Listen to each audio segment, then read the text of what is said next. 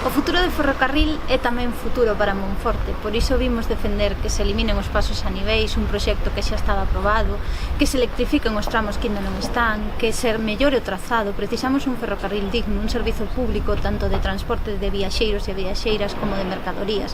Para iso tamén se precisa que o taller de Renfe non se desmantele, que ese taller tan especializado se reforce con persoal en lugar de ir amortizando prazas e que iso levará pois a eliminación dese taller para Monforte con todo o que significa. Monforte precisa recuperar o seu pulo ferroviario e Monforte precisa de carga de traballo na estación.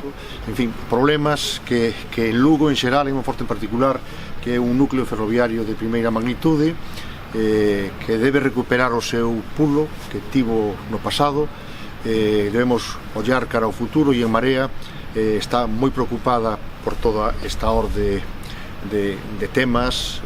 En fin, non falemos do abandono e do desleixo tamén da liña de ancho métrico, a antiga FEBE na Mariña Luguesa, que tamén está sendo obxecto de desatención absoluta, de desmantelamento.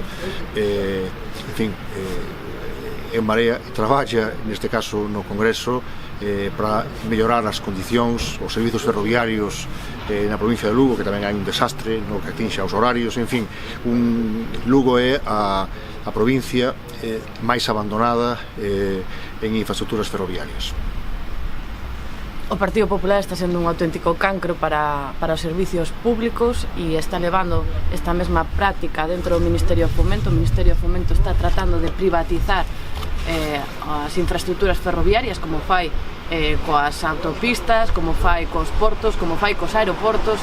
É a mesma lógica de privatización dunhas infraestructuras que pagamos todos e todas e que quere poñer en mans de empresas privadas.